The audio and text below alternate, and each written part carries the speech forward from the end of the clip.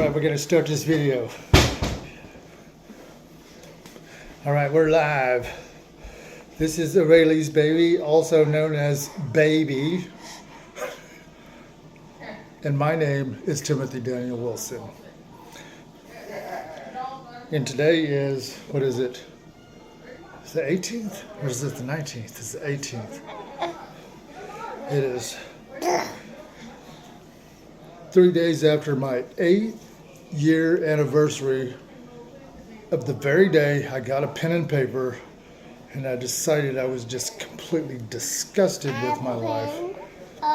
And that I was going to spend every single day for the rest of my life, or not every single day, but it's turned out that, to figure out how to be successful in every way, shape, and form. Not just money. Not just money. Here, it's time for you to get down, you little squirmy rascal. On the count of 3, we're gonna jump down. 1, 2, 3, jump down. Okay, run along. Your mommy's calling you.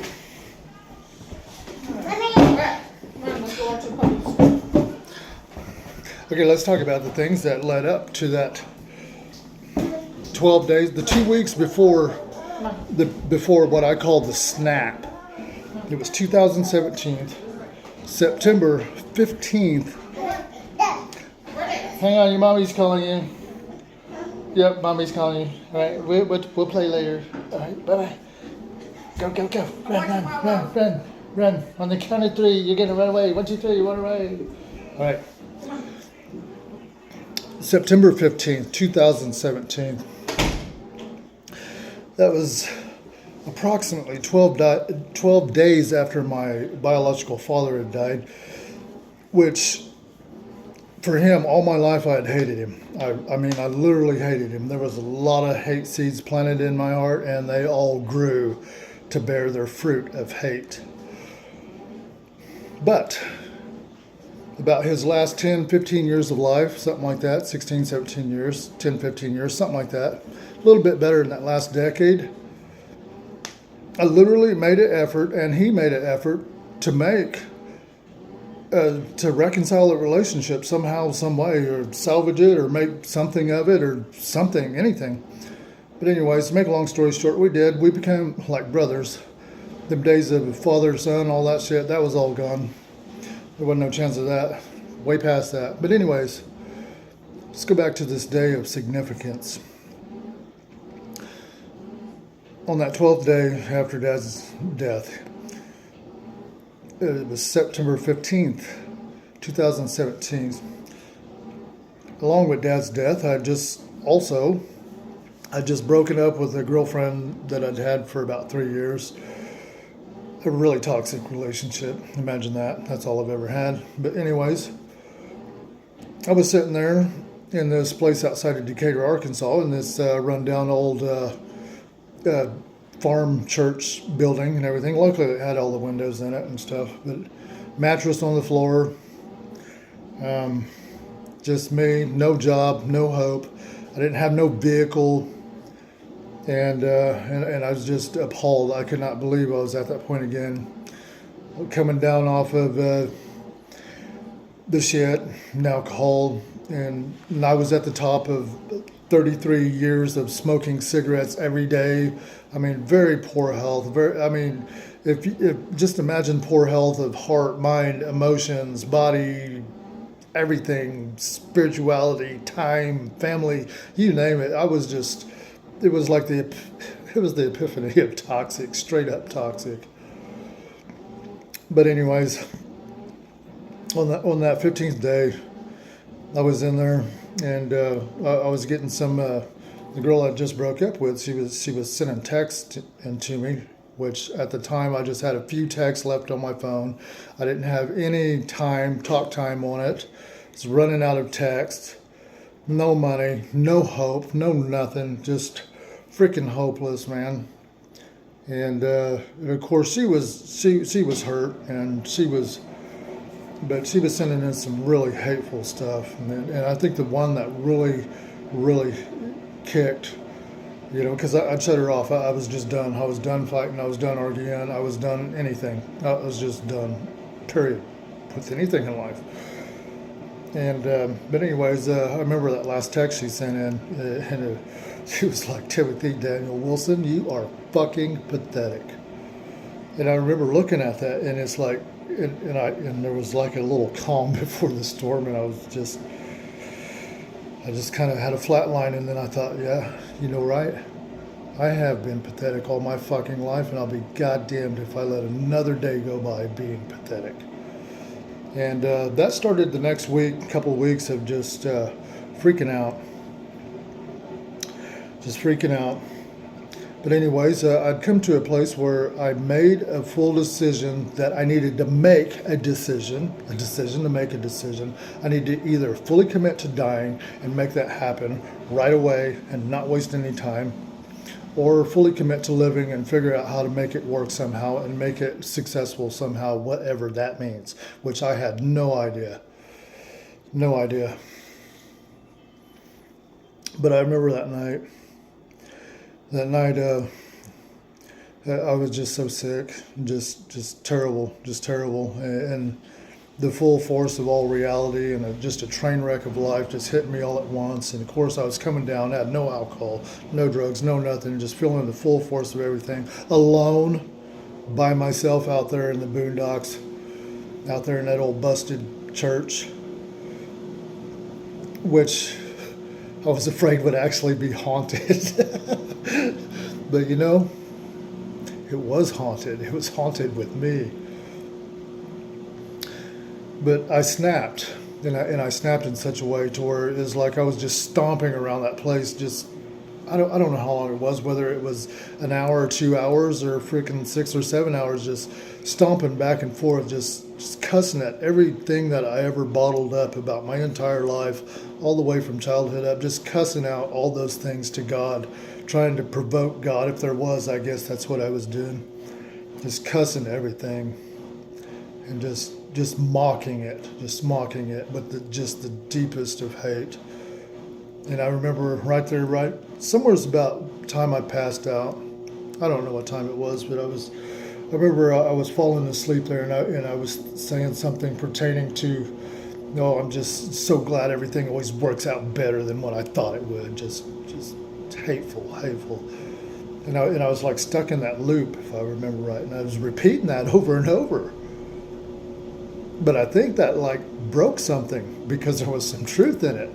Because in all reality, at the end of the day, eventually, if you're looking for the opportunities and those crazy things, it does come to value of some kind. But anyways, let's take a look at two different things. This cigarette lighter. This was the lighter my dad bought the night before he died, which he never bought lighters like this with all these colors and stuff on it. It's almost like he knew. And you know what's weird? That last time I seen him, that weekend before, when I was leaving Mom and Dad's place up there in Lanigan, Missouri, out at Rabbit Hollow, I was driving off, and I remember normally, you know, he had this thing he'd always say, he'd be like, see you in the funny papers, you know, it was just, wasn't no smile, just very stoic, whatever. But I remember that day when I was driving off, he was like, you know, it was just like, bye, see you later. And I remember driving down the driveway, and I was thinking, well, that was weird. But that was the very last time I seen my father alive, planet Earth. It's like he knew that was his last day. It was also his birthday. Pretty cool, huh? But anyways, this lighter and a pocket knife, and not even a good pocket knife, but that was the only things he really left behind that could be considered something to give away to me. He had some other odds and ends shit laying around. But anyways, that's all he left behind. But anyways, you know, one thing he did leave behind that is worth more than any kind of inheritance, he left magic. True magic. Real magic. And what do I mean by that? Because there's a fine line in between miracles and magic. Okay, check this out. This is so cool. Buckle up. It's getting ready to get real. All right, that 10 years that we were building that relationship, towards that end, we got to talking about his death and stuff, and we'd talk about death and what would happen, when he died and stuff like that. And of course, he did kind of get some kind of functional to where he could pay for an insurance, which he told no one about, especially Mom. She had no idea. But anyways, we'd always get into this conversation. I'd be like, okay, we're going to do this ceremony for your passing when you die and this and that. And he'd be like, no, just get a goddamn pine box. Just throw it in the ground. It's over. It doesn't matter. It doesn't matter. That's not, it's like, no, don't, he's like, don't even waste money on a damn headstone. Just put a little marker there or some shit. And I'm paraphrasing, but I'm pretty accurate in the way he talked, and that's the way he was. But we'd always wind up in that conversation. He'd always be, no, just get a plain pine box. It's like there's not even a plain pine box out there available to be buried in nowadays. You either need to get a $5,000, $6,000, $7,000, $8,000 casket or something to be buried in, or it just ain't happening. But check it out. When he died,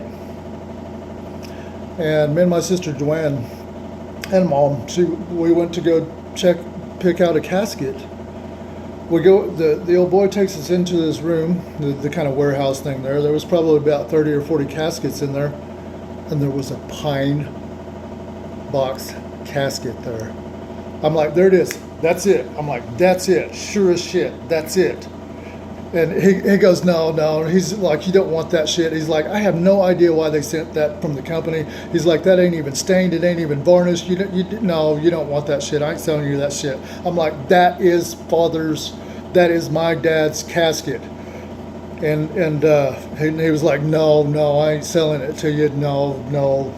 And my sister Joanne, she was standing there and she didn't know what to think of it, because she didn't know that me and Dad had talked about that this whole time.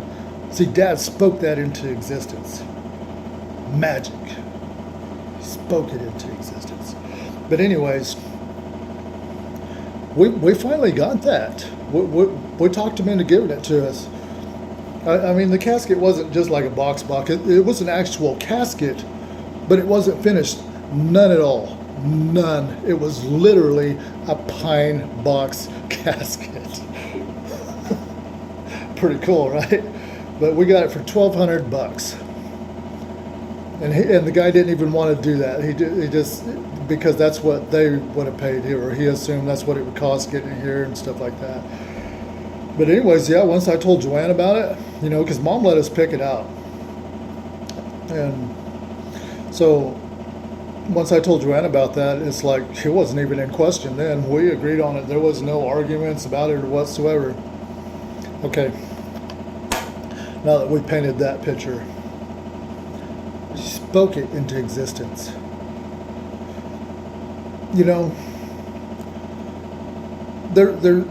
Tony Robbins says something. He's like, you can say there's no weeds in the garden, there's no weeds in the garden, there's no weeds in the garden, but go outside and there's still weeds in the garden. Well, yes, guess what? There's a little bit of truth in everything, and there's a little bit of bullshit in everything. And you know what? The law of attraction, the magic of it. See, Dad didn't get a pen and paper and write down, okay, the pine box, nothing fancy, $1,200. No, it wasn't nothing like that. We spoke it. He spoke it. We spoke it into existence. And he would always get his way when we'd get into that argument. He'd always be like, no. And even at that time, I didn't even know that he had been buying that insurance. But that insurance covered his burial and everything pertaining to his death. And we actually did have to pitch in a little of our own money. I think it was $60 we had to pitch in. I think we had to pitch in like $20 each. Ain't that trippy shit? It's as trippy as shit. You can't even make this stuff up. So good. But the end of that man's life, he's smoking like 2 packs of cigarettes a day. Probably been smoking something like 45 years plus, like a freight train, chewing tobacco. I mean, just straight up bad habits, shitty eating habits, always eating just microwave heat and eat foods, doing nothing but just watching TV.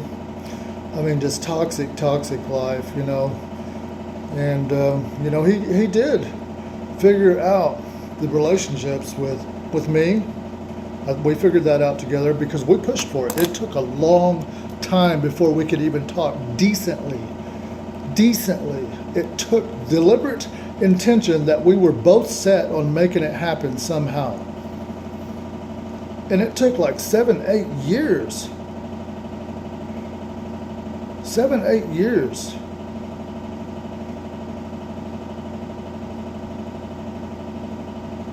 It's a long time.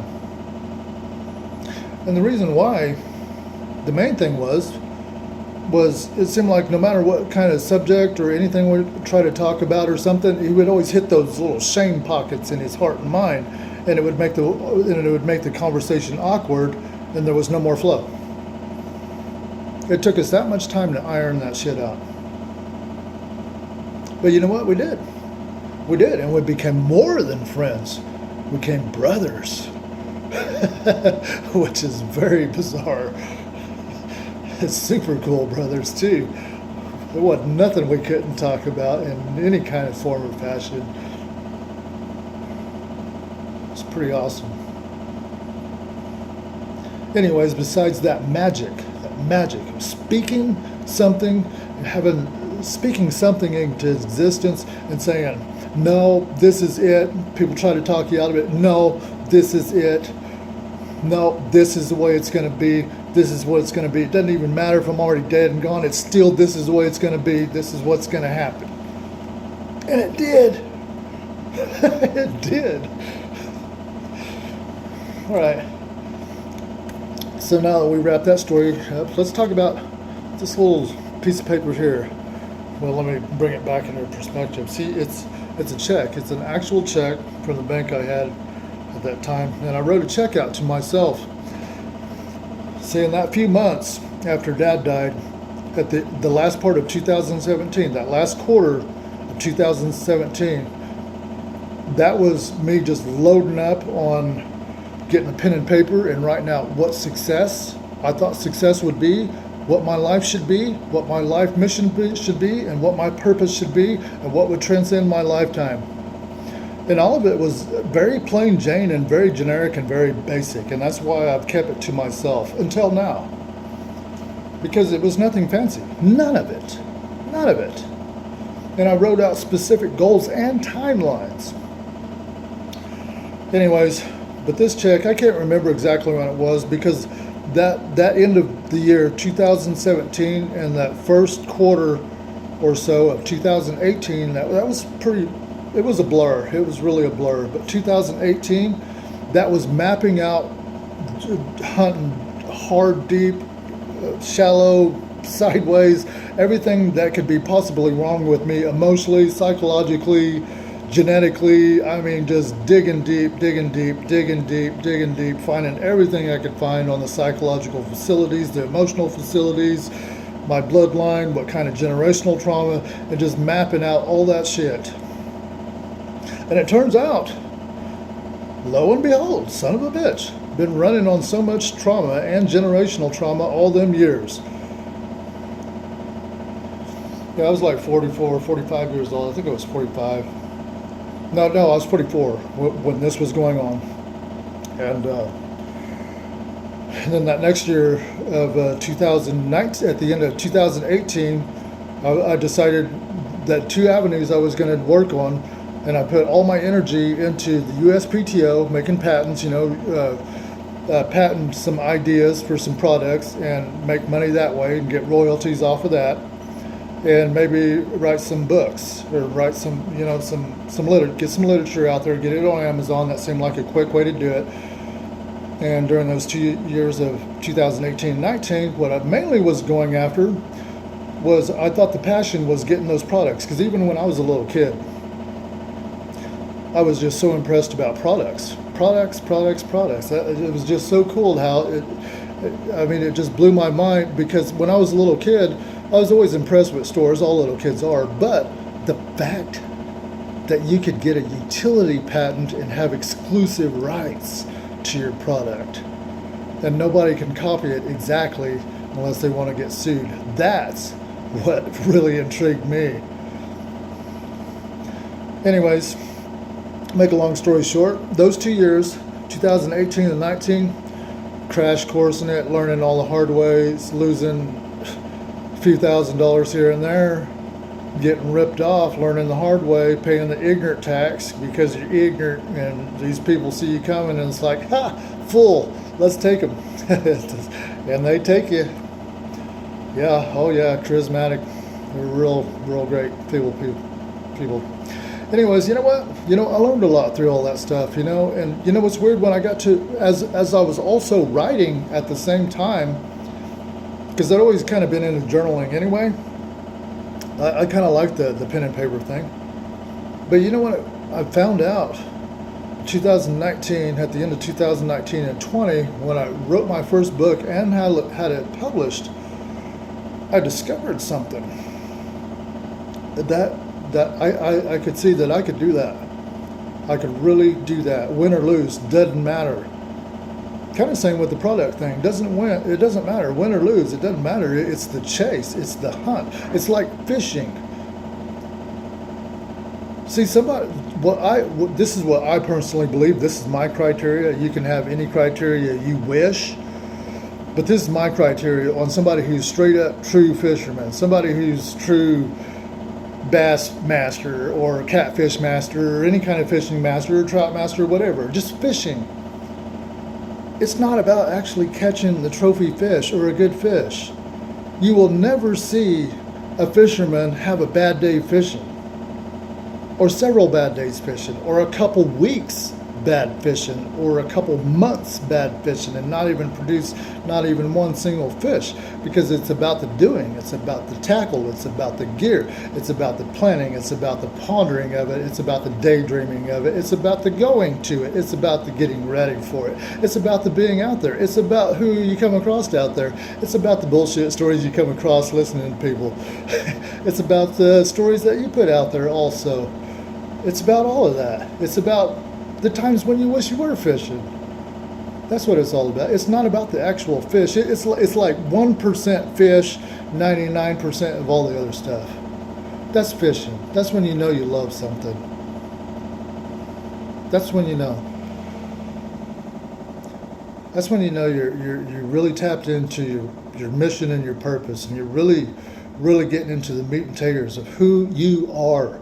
Deep down, who you are, not who so-and-so says you're supposed to be, not what the world says you're supposed to be, not what your family says you're supposed to be, not what your religion says you're supposed to be, not what your genetics say you're supposed to be, but this intrinsic value inside of you. It's a human dignity, and we all have it, of some kind, some fashion, and it has an intrinsic value that you just can't.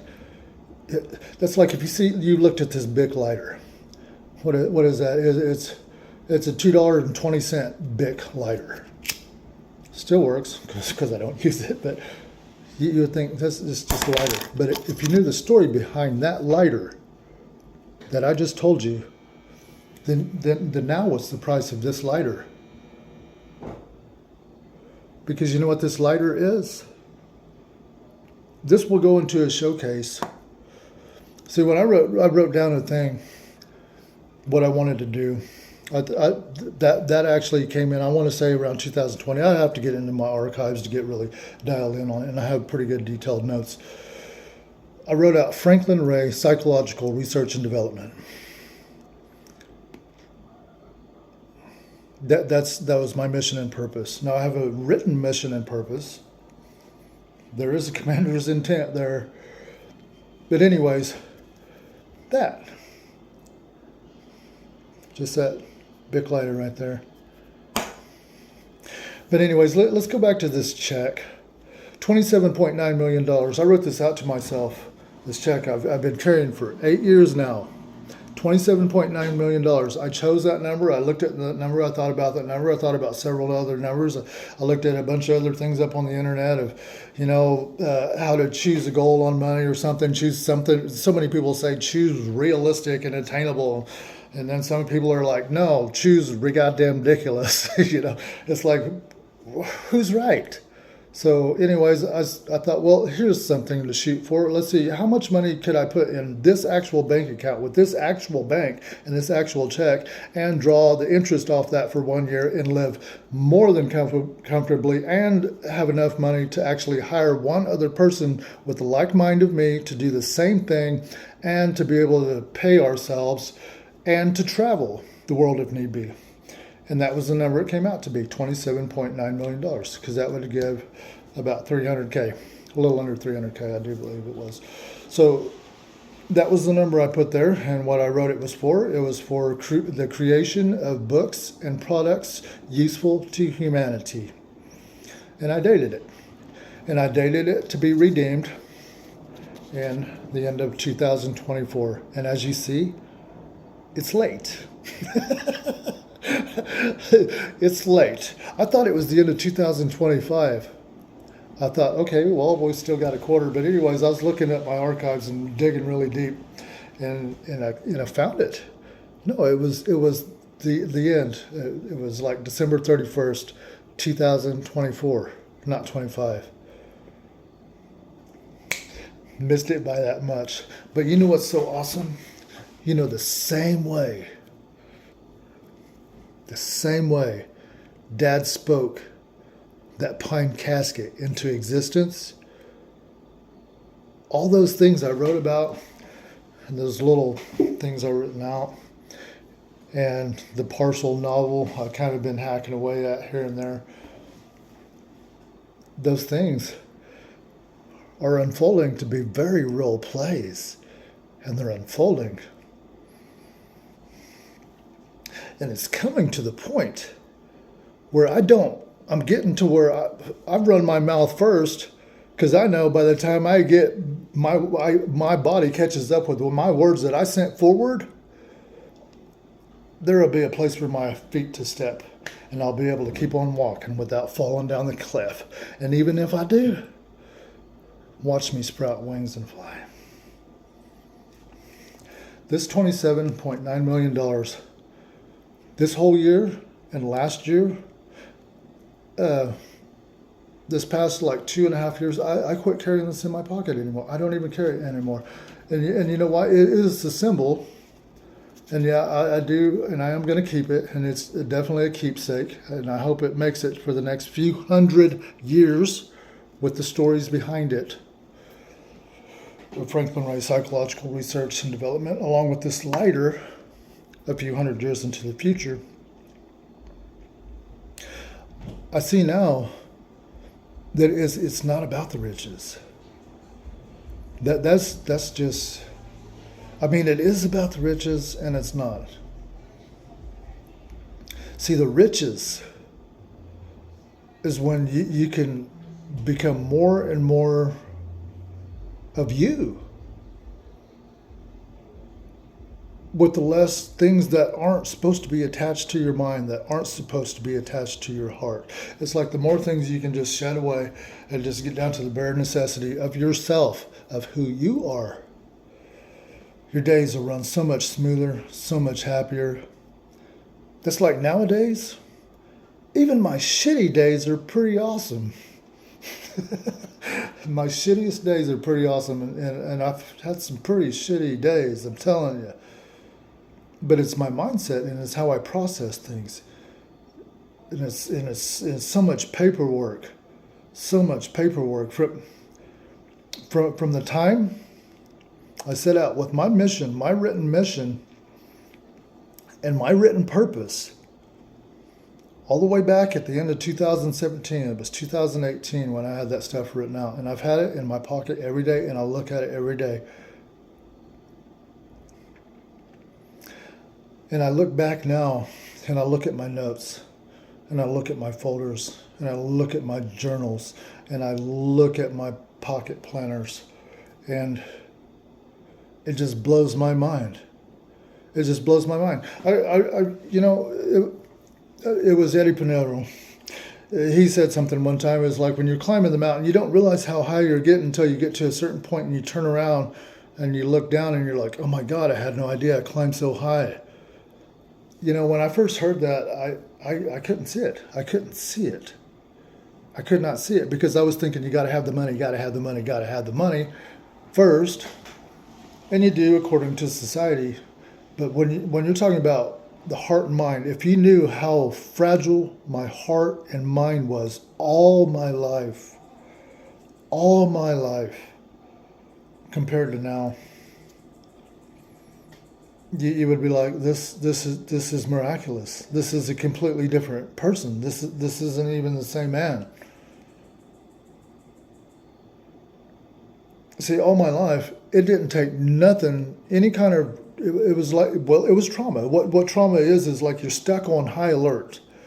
Like say you got an alarm system, it dials from all the way from 1 being the least sensitive all the way to 10, which is full blast, means any little thing will set it off.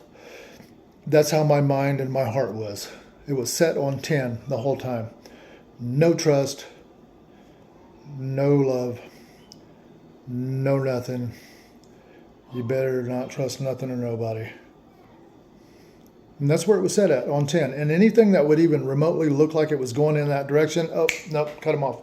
Nope.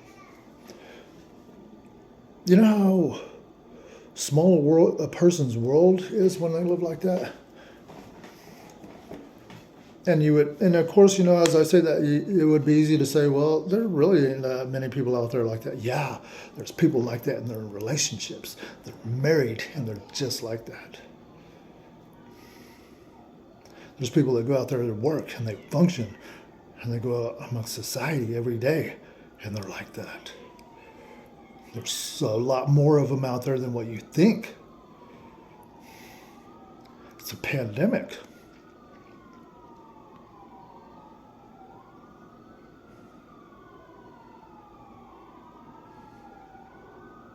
There's some, in this past, I think it's been this past 2.5 years is where this psychological research and development has really, really unfolded for me. Really unfolded. Because you see, at a certain point in between 2020, 21, 22, in those 2 years right there, I'd come to the conclusion that my heart and mind, as it had taken on enough trauma, and I'd lived in that trauma that way for so many years that there was nothing I could do. So the best I was going to do is you know what? I'm just going to drink beer every day and smoke pot, and I'm going to do the best I can, and just run it till the wheels fall off until I die. That was it. That was the only hope I had. But yet I still had that in my mindset that I was going to find what causes failure in the human psyche, and still get that literature out there and get it out there to people so they could better their lives, even though my life had hit a certain spot. Kind of like if a person has both their legs cut off, they're pretty much going to accept the fact that their legs are cut off, right? That's kind of what I did with what I was perceiving about relationships. That's kind of where I had it. I'd just be the guy, the standoff guy, the lone wolf or whatever, that gets the literature out there. It didn't even have to have my name on it. Just then that would be my version of success. That's where I tamed it down to, because I thought that's where it was stuck at. But it was at the end of 2022. And yes, believe it or not, I was pretty highly functional addict alcoholic. I mean, I had my own apartment, paid my own bills, had my own little marijuana grow op in the back room, hydroponics and whatever. I had a couple different systems going. And, at that time, I was keeping detailed notes on them, and I was doing some experiments, and I was making like these little bonsai pot plants. And the way I was doing it was, when you take your seeds on the germination stage and the early stages, when you germinate them, it's like you deliberately mess them up. Not enough to kill them, but you deliberately mess them up, and it stunts their growth.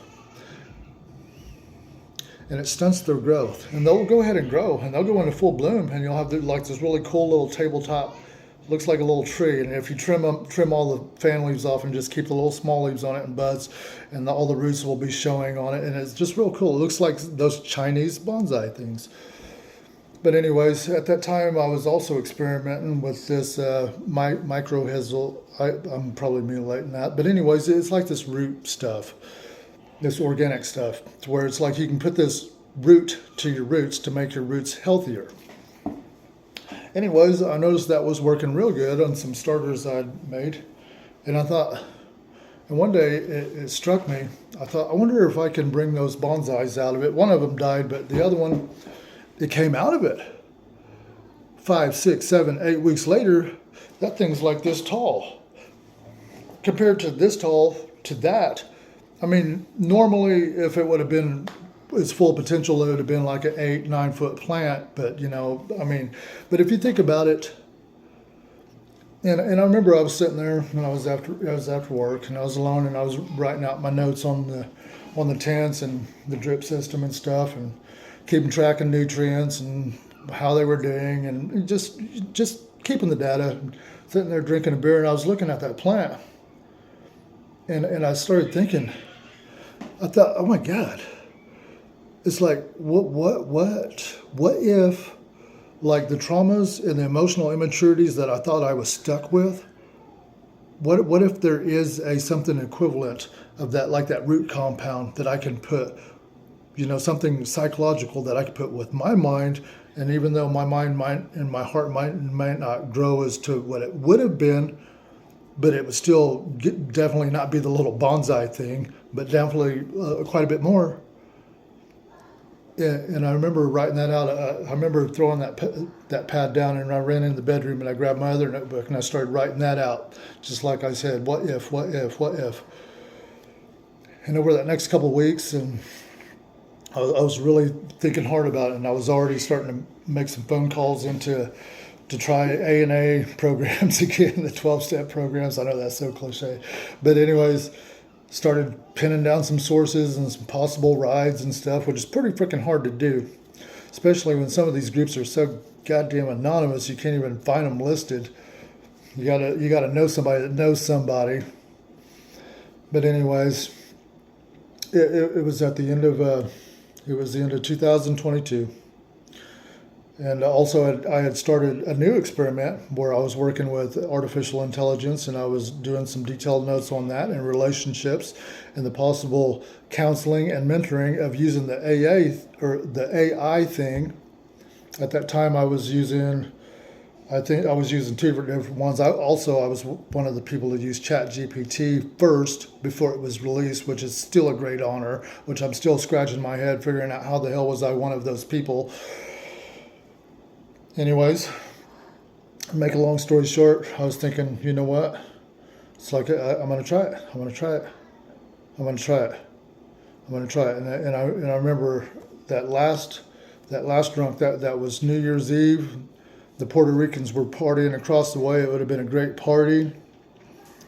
And I decided I'm not going to go drinking with anybody. And I had a partial 12-pack, I think. And I didn't get another one, which was not my style. I always had the Fireball and beer because it took a lot of that to get me where I needed to be, aka pass out or puke or both, in order to shut it down. But anyways, to make a long story short, I made that jump. And this time when I made that jump, because I've been in and out of the AA programs and stuff off and on throughout the years. I mean, the very first time I ever went in there was when I was like 19. That's a clear sign something is fishy. Not even drinking age. I already got into my first AA meeting. But anyways, but no, seriously. I started mapping it all out.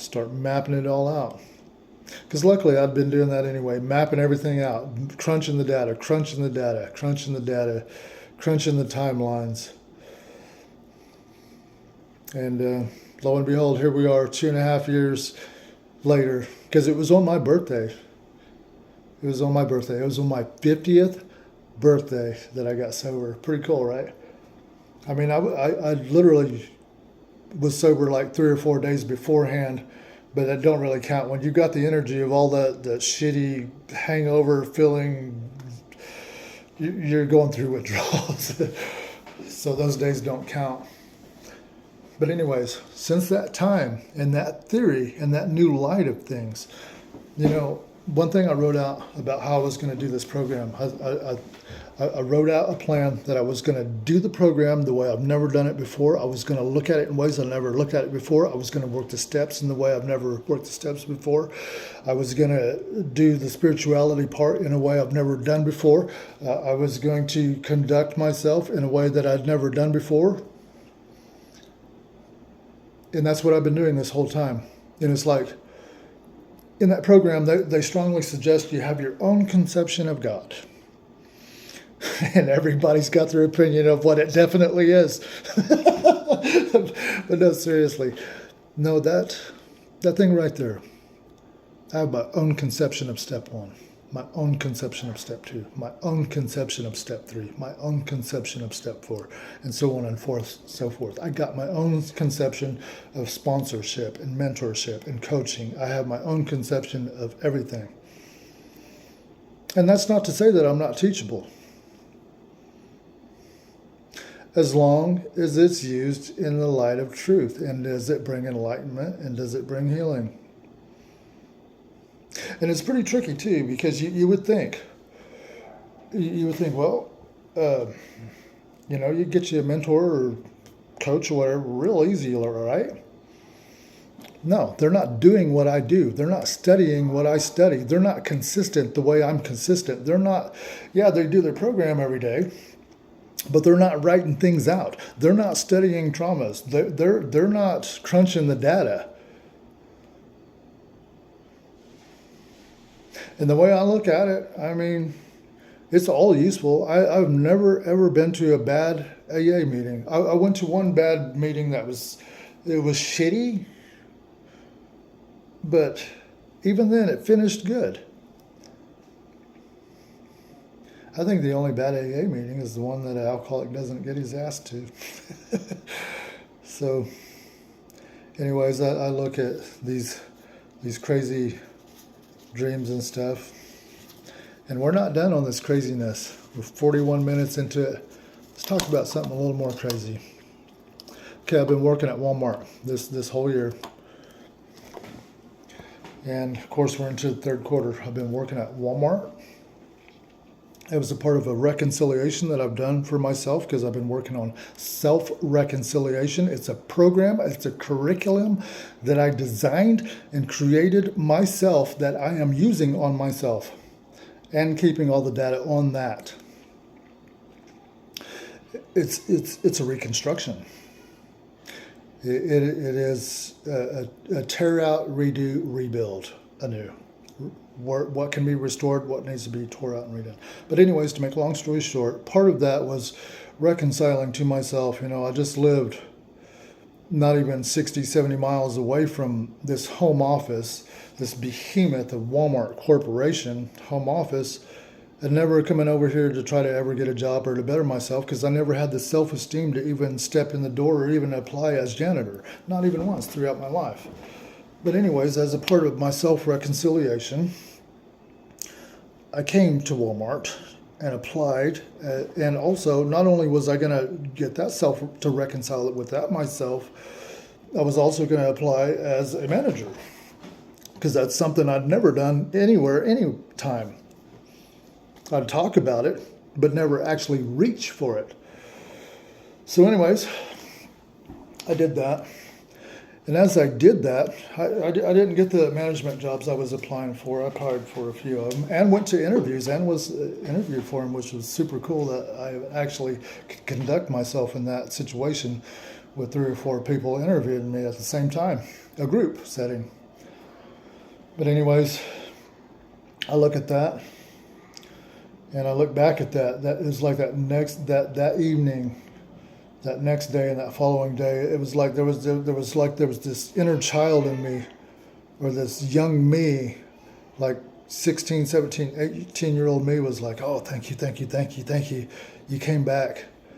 You went back in time and you unlocked the key and you let me out. I've been trapped here in 1988 this whole time, and I knew you wouldn't forget me. You came back for me and you let me out. Thank you. That's what it was doing. It was a trip. It was really a trip. That's self-reconciliation. So we all got something like that in us. It's like, where did we drop the ball on ourselves? Where did we do ourselves wrong? And we didn't make it up to ourselves. We didn't make it right with ourselves, because that stuff don't go away. It stays in our heart until it gets processed out. I grant you that. It's real. It is very real. So anyways, to make a long story short. Okay, long story shorter. How's that? Fast forward. Okay, as you know, I'm a researcher, I'm a studier. Since I'm working here, I'm making an adventure, I was just entry-level Walmart person, very, very, very bottom base pay. I'm being paid to learn. A person could look at it and say, oh, that's a job. No, it is not a job. It is not a job. I'm being paid to learn at the highest level with one of the largest corporations of the United States. It's a $500 billion company. Now, how can you tell me is this anything less? It's unbelievable. And during this time, I discovered riding my bicycle back to the apartment. I was going by this graveyard, and I seen this Walton thing there. And I went over there, and it didn't say, this is Sam Walton, Walmart, blah, blah, blah, blah, and have a bunch of, really trippy stuff. It's just a very plain Jane headstone.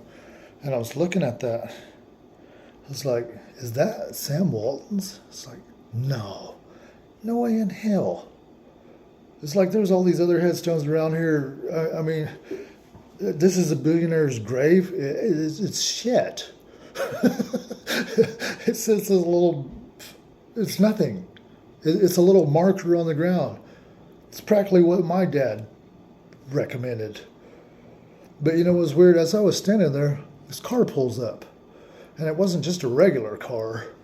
It was obviously somebody well-to-do. And a man steps out. And he was obviously well-to-do, wearing shoes that you obviously do not get at Academy or off of Amazon. And he comes walking up, and he kneels down. He starts brushing, the stuff off of the front of there. And he's like, "Hey, how you doing?" And I'm like, "I'm all right." I'm like, "Is this who I think it is?" He goes, "You mean Sam Walton of Walmart?" And I go, "Yeah." He goes, "Yeah, it is." I'm like, "You're shitting me." He's like, "Nope." He's like, this. And then it turned out he was like one of the big wigs for. I can't remember. Well, I do remember, but I'm not going to say it because I don't want to break his anonymity because I'm like that. But anyways, they had been doing business for Walmart for like 40 years. Since Walmart had its first couple stores, they were the first people to have those heat and eats, this was before even microwaves. They were the people that sold those little frozen TV dinners that you take out and you put them on a cookie sheet and you heat them up in your oven before microwaves. It was one of those guys. Pretty cool, right? Anyways, we had a short little conversation, and he drove off. And ever since then, I started studying the Sam Walton legacy and some of their history, and looking at things and buying some books about him and stuff like that, and looking at all that and his biography kind of thing. And I've been going to his gravesite, and this is going to be crazy. It's crazy anyway. And I go to his grave, and I'd be Sam Walton, Samuel Moore Walton.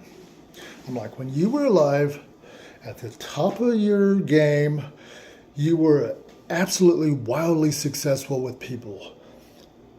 Why did you not make like a handbook and translate that into words to where you could carbon copy that into other people? I'm like, why did you take that gift to the grave? It's like, you're in heaven, you don't need it anymore. And as far as I know, you didn't give that specific thing to anybody. You're in heaven, you're not here on earth anymore. Give me that gift. I may use it right, I may use it wrong, I may use it for bad, I may use it for good, I don't know, but give me that gift. You don't need it anymore. And I started doing this, and I go to his grave, not daily, but quite a bit. And I'd done that for several months. I'd stop by there and I'd be like, Samuel Moore Walton, it's me, Timothy Daniel Wilson, the True Love Papers guy. Because I go there and talk to him and tell him about, my writings and stuff. But anyways, and I'd be like, what was it? Is there a recipe that made you wildly successful with people? Because everything I'm seeing is like I look through all the little clues of, some of the older people that actually knew Sam Walton and worked with him and been around him, and some of the books and stuff, and all the way from the higher upper, some of the wealthy old money down to just even the bottom tiered people. This is the effect he had on people. He had the effect.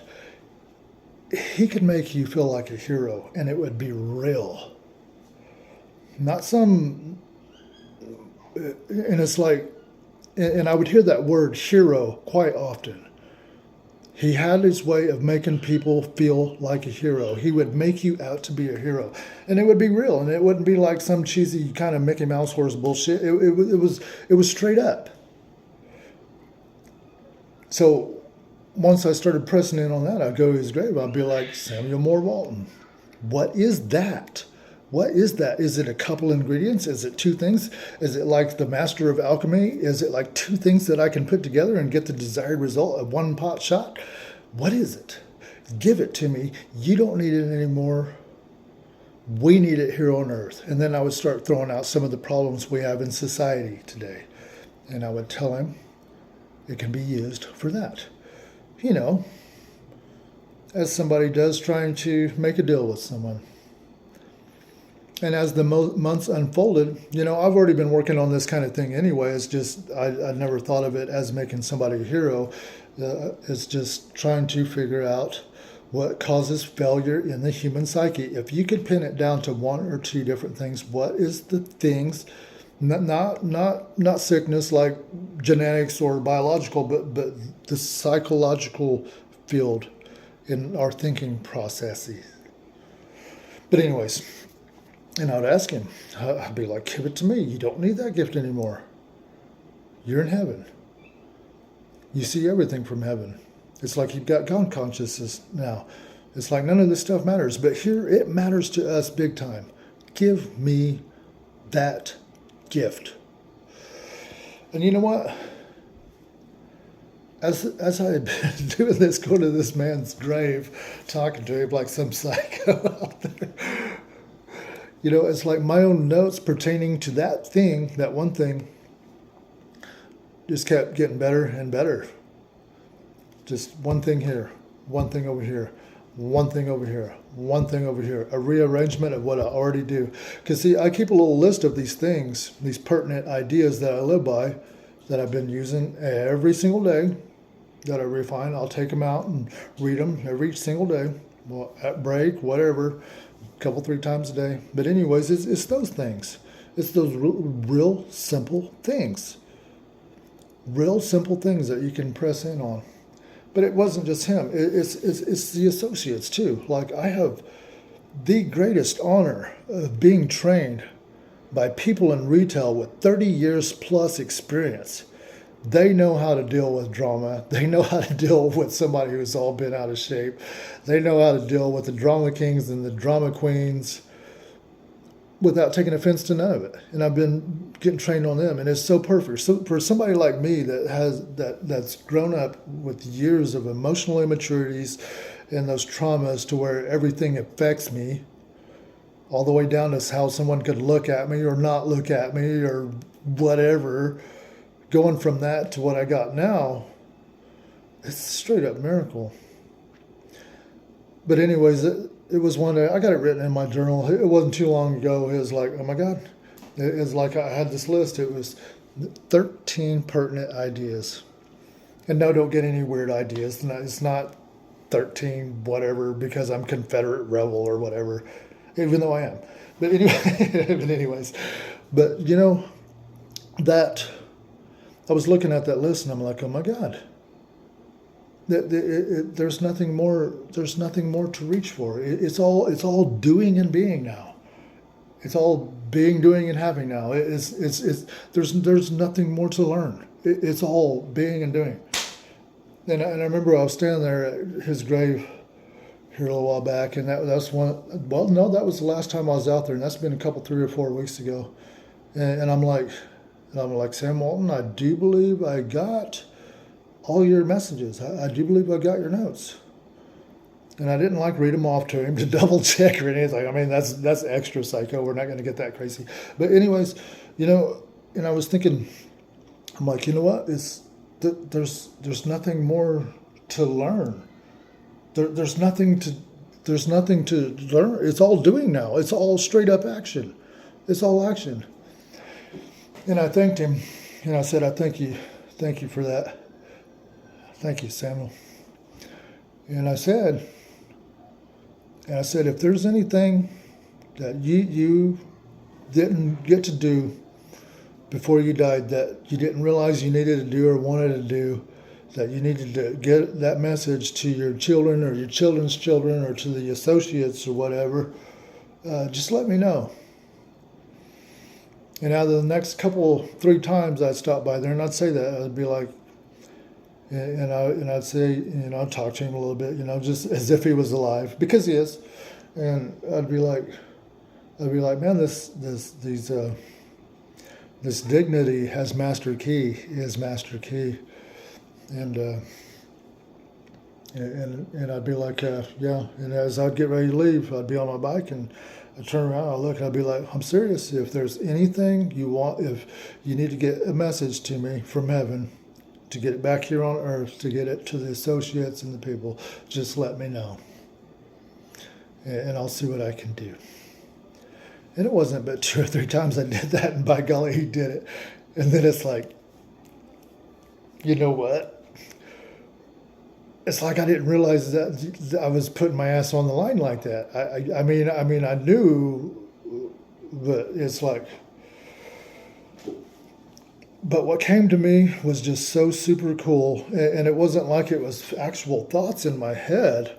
And it wasn't like it was like the writings on the wall, but it was like an inner knowing that that's what it was and where it came from. And this is what he wanted. Assuming it was him from heaven and a message, assuming. And this is what it was. For the stores to be called stages and the associates to be called actors. Trippy. And you know what? It's like, I really wasn't big on doing that for anybody, but I kind of started touching on the waters over the next couple of weeks and kind of put that out there. Like we have like this little shout out board at work, shout out to so-and-so for this, or, shout out to so-and-so for helping out, do this or do that or whatever, or, a little appreciation, it's just a cool little thingy we do. But anyways, I started marking it out, shout out to so-and-so from stage 4376. Instead of saying my name, I say the stage. The store number is 4376. I started writing it out as stage 4376. And yet that's, I don't feel like I'm honoring my word that I told him that I would try to get that out there to, his children or his children's children, and try to get that message to them somehow. And I don't even really know them or nothing about them. And, but yeah, the other day I went ahead and pulled the trigger on that one and went ahead and threw the ball out there. So I'm probably going to get some shit for that. But for all y'all thinkers out there, just to let you know, I do not plan on being some channeler for speaking to the dead for people or some shit. Because all this to me, this is psychological research. This is just the spirit of Sam Walton. It's not the actual Sam Walton. It's not the actual Sam Walton from heaven. It's the spirit of Sam Walton. It's the spirit of the energy that told me. So there you go. Anyways, 59 minutes, 13 seconds. That's less than an hour. It's been a fun journey. See you in the funny papers. Enjoy your day.